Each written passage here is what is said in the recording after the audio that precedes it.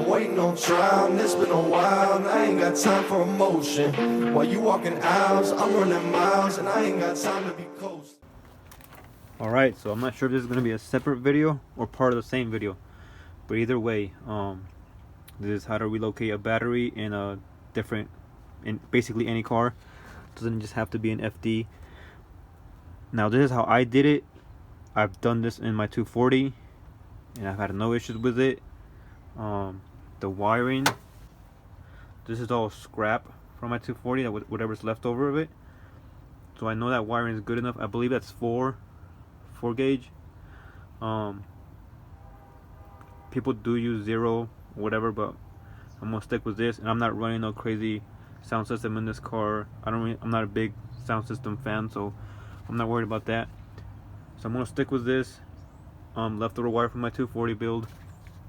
You guys already know how I ran it if you guys watched the previous video, but for those that don't, so basically the battery's gonna sit back here, positive wire.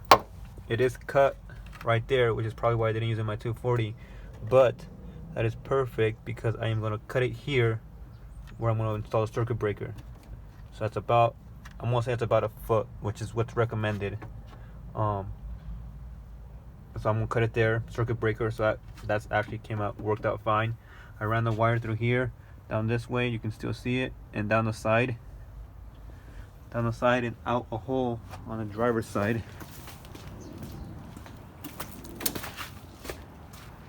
where it came out right here. And this is where I'm gonna attach the distributor block. And this is basically all the wire I have to play with for today.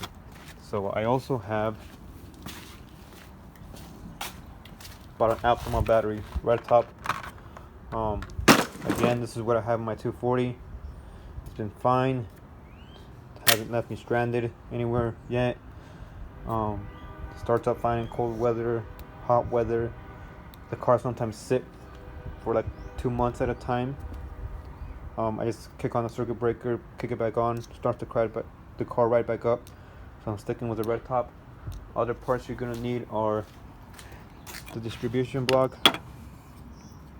So like I said, this is gonna mount up to where the cable comes out of the driver's side fender. Power will go in through here, and then you split it coming out this way. I'm not too sure if these are the right size, but I'm gonna work with this for now. Little cap for it. This is the one I have, the one I bought. If you guys want to get the same one or whatever. Circuit breaker, the 150. That's what I read is the best for FD. So this is gonna go where I showed you guys where the wire is cut. One end goes through here, one end comes out that way. I have the same one on my 240. I love that one. We have our ground cable. Now this is thicker than my power cable, but this is scrap cable that I've had laying around, so I don't want to waste it. And you know, your boy's on a budget. We have clamp, which is gonna go here, bolt this up, ground, simple. It's this little condom looking thing. It's gonna go, yeah, this slides over that. We have some random ones for the power one. I'll sneak that in when I cut it for the circuit breaker, slide over, hopefully it works. Like I said, these are all spare stuff I had.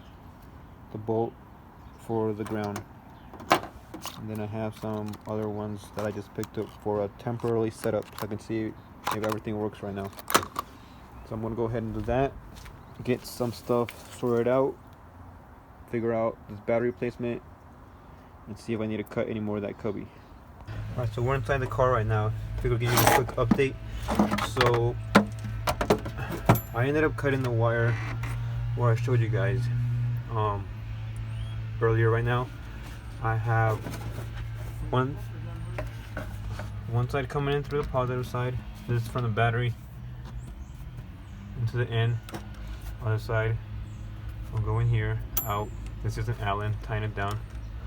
It's pretty straightforward. The ground side is also rigged up now. terminal. The wires right there. I'm gonna use the bolts that the Japanese people use for the seatbelts back here. So that's set. Now I am getting a place to mount the circuit breaker somewhere where it's reachable in case of an emergency, in case you just want to do it. So I'm thinking right there, some rib nuts. So I just have it marked out right now. So that's what I'm gonna do right now. I'm gonna drill it out. I'm gonna put the cubby on first, make sure it can reach it, and then drill it out. Put on some rib nuts there and there. A couple bolts, hold it in. Put that wire in on the outside on this, and then we should be done in here, besides obviously mounting on the battery, which I'm gonna need to figure something out. Alright, so I just finished installing most of the parts already, like I showed you guys. Cubbies are in. I ended up cutting way too much material, but like I mentioned, I don't really care because I'm gonna get a different one anyways because of the rat damage here. So I had this with my practice cubby. Batteries in it. It's obviously not secured yet. I need to find some kind of mounting bracket so it holds it down secured. Ground wires on. Bolt still not bolted down, but it's on the battery. Same on the positive side. I ended up using rib nuts to attach to the circuit breaker, like I showed you guys earlier. Yeah, so I didn't bother showing you guys again how to use rib nuts. Next time I will cut out less material on my permanent cubby. Mainly just keep this down a little bit more and then just bring it over across a little bit more. That way it doesn't look so haggard and chopped up like that. But besides that, it came out pretty decent. I just wanted to let you guys know the battery's installed. I already finished it up. The only thing I have left to do is run the distribution block. But that's gonna be for later. I still need to figure out where I'm gonna go to. I mean, not where to go to, because I'm gonna go to starter, alternator, and then the fuse box. Out of these three coming in from here. But I guess just a tip that I normally do, or something that I know, is when I first turn the car on with a brand new relocated battery, I have someone come out here just to double check shit, make sure nothing starts smoking or anything. So I already did that. My brother came outside. I just turned the key on because I don't have an engine, so I can't turn the engine on obviously. But he just made sure nothing was steamy, nothing was smoking. But yeah, everything looks good. Everything powers up. Everything works so far that I know of, or what can I test at least. But yeah, everything's working so far.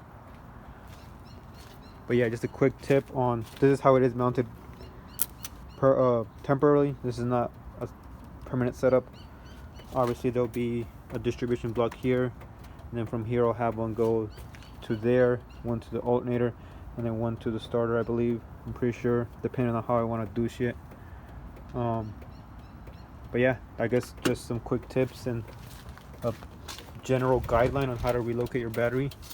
This will probably apply to every car. Yeah, you can use better supplies than I did, but this is a general idea of how it works. Yeah.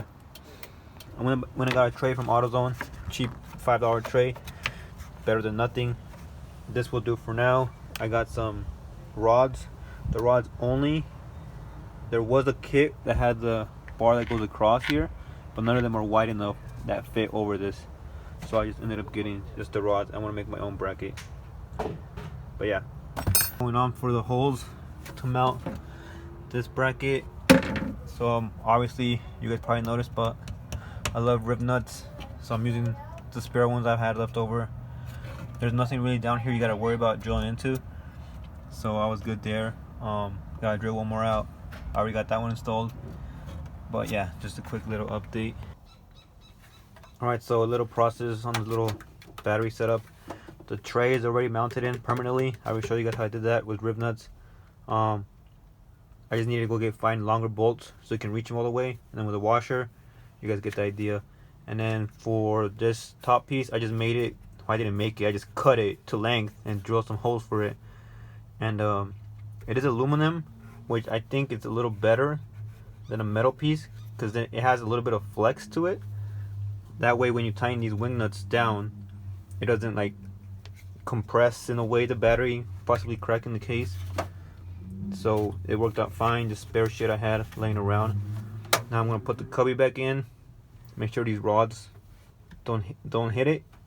If they do, I'll cut them. All right, so here it is, pretty much done. So yeah, this is how I ended up doing it.